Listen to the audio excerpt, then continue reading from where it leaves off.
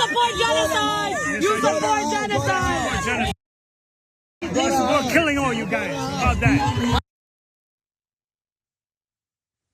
You just witnessed a police officer tell a group of pro-peace protesters he supports killing them at a graduation ceremony. Did he get fired for the comments? We'll get into the details. After a group of pro-Palestinian protesters walked out of their graduation ceremony at the College of Staten Island, a CUNY public safety officer allegedly began verbally accosting them. Take a look. You support genocide! You support genocide! We're killing all you guys. How about that? Huh? Kill them. You're a cold shooting them. You want to kill them? I have you on camera. I have you on camera.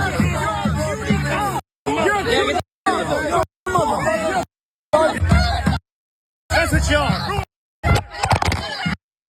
Now we have more information on this situation.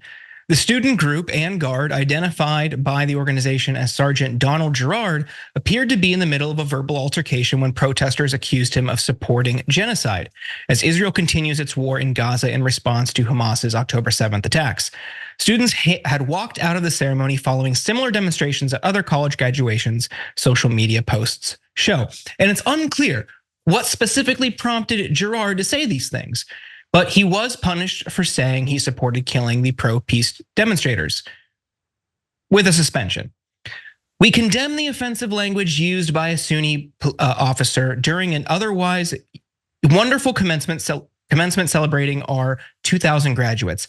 His words don't reflect the values of the College of Staten Island or the 50 officers on our public safety staff. The officer has been suspended pending a full review of the incident, and we will take further action as appropriate. Now, currently, the Students for Justice in Palestine chapter of College of Staten Island are demanding an apology from the school and Girard's firing. They're making the case that he is a threat to Palestinian, Arab, and Muslim students. They say CSI SJP will be exploring all legal options available to hold Girard accountable for their violence against CSI students and their families. Cenk, there's a lot here. I'm curious what you make of this story. Pausing here to deliver some honest truth as we do in our news coverage as well. TYT is facing challenges, guys, as the entire industry is. You know who could make the difference? You. If you hit the join button below, it's gonna make all the difference and keep us in business. We appreciate you, thank you. I think it really depends. So look, his union, I'm sure, is going to protect him. And so he'll have a story perfectly, planned before someone in power can actually talk to him about what really happened and what he really intended. Because look, if he was just being a New Yorker, I don't think we should fire him. Okay, and what I mean by a New Yorker is when he says "F your mother," right? Okay, I don't care. Okay, so if he's just annoyed by the kids, so he's saying, yeah, I'd kill you all. Okay, how you like me now? Okay, that's a New Yorker, okay? But if he really has a bias, like if I was his boss and I meet with him after this incident and he's like, I don't like these protesters, the goddamn Palestinians, or you know what, they haven't done enough, they should bomb them all to hell. No, then you gotta fire him because he's not gonna be fair, and God knows what he'll do to protesters if that's his real opinions, right? So not that he's gonna necessarily unilaterally genocide them on CUNY's campus, right? But is he going to be fair to everyone involved? No, of course not. And then you can't have him in that position. But I really don't know if he was just saying that because he was aggravated and it was just kind of a New York thing to say, or if he is biased against Palestinians and thinks anyone who's in favor of making sure they don't, have peace and don't get bombed, etc., is a guy he hates. That makes all the difference. And I don't know. Jules, what do you think? I don't know that I agree that like just being a New Yorker is enough to justify saying that you're going to kill a bunch of protesters even as a joke. Like I don't know any job that you can show up at and threaten to kill people as a joke. And also like he's not just showing up to a job. He's in a position of like violent authority. He has the ability to use violence against like regular citizens. So there isn't just a violation of professionalism. There's just basic, like, you say that in a job, you get fired. You get suspended while that's being investigated. But I can't even imagine an investigation would take longer than seeing the video and letting this person go. Like, maybe it's just like a bias against New York cops, but like, we have too many as it is. They're not doing their job. This is clearly somebody who is not good at handling their emotions during what is literally a form of free speech. Like, if you go look at people who are defending this cop, which is, obviously like blue check verified users on Twitter, but if you look at them, they're saying like, oh, well, he's exercising his free speech. That's not what this is. Like, I don't see, I don't see this like level of professionalism as being appropriate on any level. And like, of course, nothing's going to happen to him. Of course, like, even if he's fired, he'll just go somewhere else and keep being a cop somewhere else. We see this happen all the time. I mean, ultimately, I think this is just incredibly disappointing from every angle, and also like not surprising at all. This, we see cops talk smack at protesters constantly. Frankly, I think it's shameful, and I think it's less of a legal issue because nothing's going to really happen. But in terms of, I don't know, seeing the state of what protesters are dealing with, I'm just like genuinely ashamed to see it. Yeah, so let me actually agree with Jules on two things that he said there. Number one, it's definitely not a free speech issue. No, cops don't get to say they're going to kill you and call it free speech. Okay, that's not how it works at all. He has a responsibility as a police officer. And then the second thing that I agree with Jules on is, look, you can't walk into any work environment and say, I'm going to kill you all. That's nuts. You'll get fired instantly in any work environment, right? Let alone if you're already holding a gun. Right, so there's two excellent points. I'm a little bit softer than you guys because on this, I mean, softer is kind of a funny way of putting it, but because he's also older. And I think older New York cops are used to saying they're going to kill everyone, and they think it's weird that they're not allowed to say it anymore. So that's why I say it kind of depends a little bit. But I mean, Jules, I'm not going to disagree with you if you say, yeah, but they really shouldn't say that anymore. I agree with that. They should. I mean, you're right.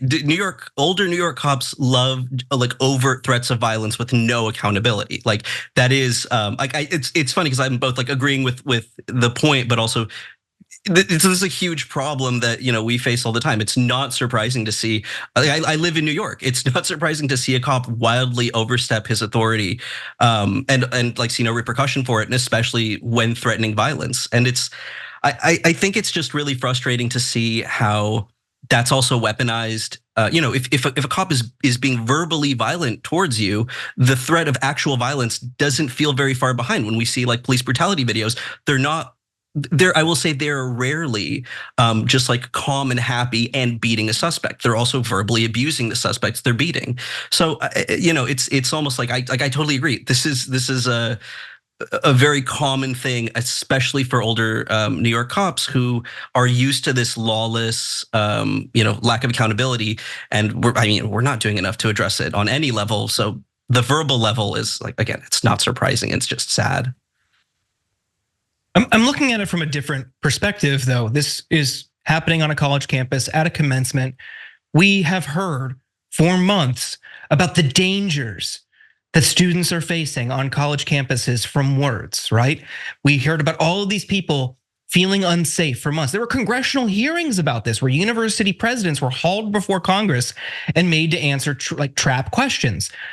Where is the outrage from these Republicans who have been upset that pro-Palestinian protesters simply demonstrating, and maybe there were some agitators who crossed the line, but just in aggregate, they're talking about pro-Palestinian protests as a way to quash that movement.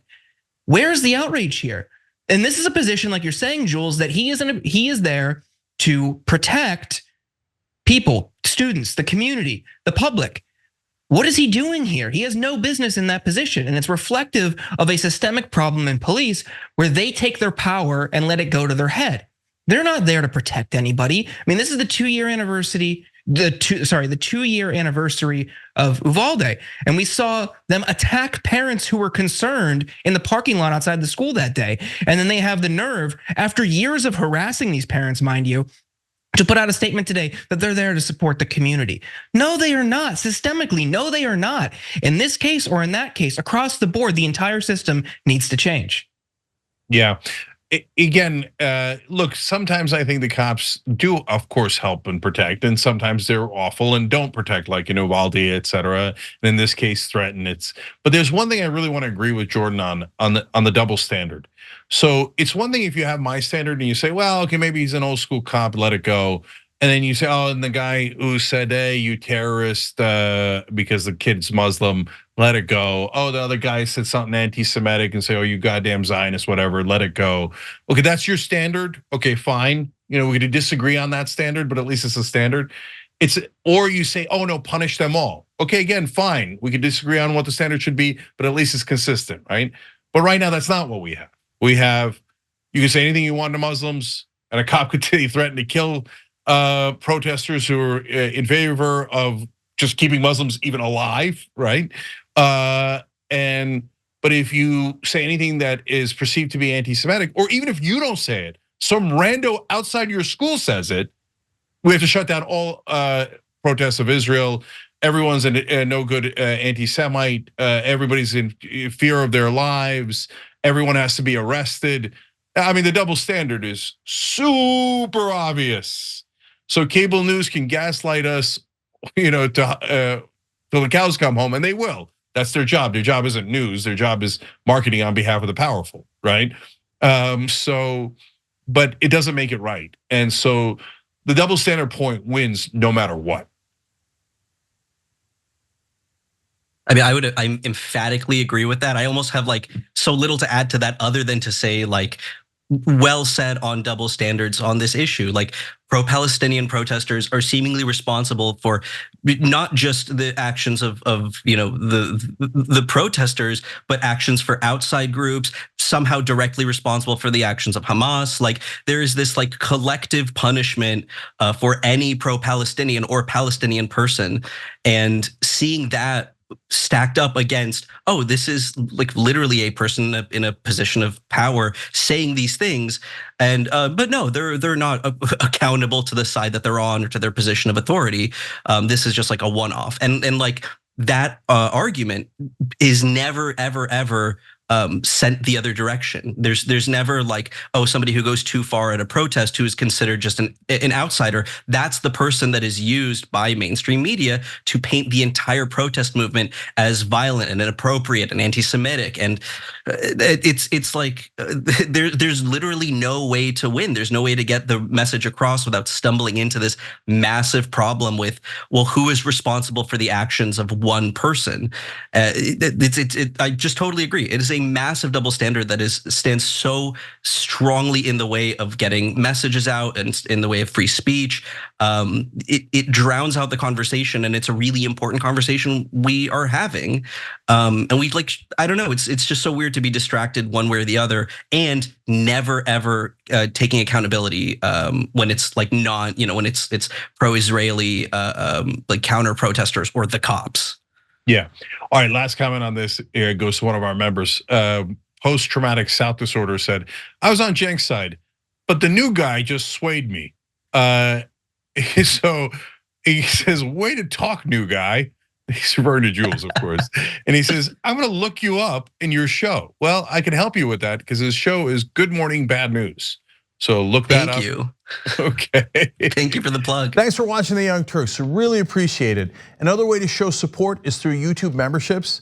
You'll get to interact with us more. There's live chat emojis, badges.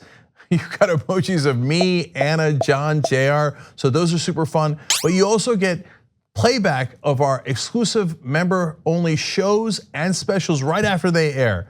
So all of that, all you gotta do is click that join button right underneath the video. Thank you.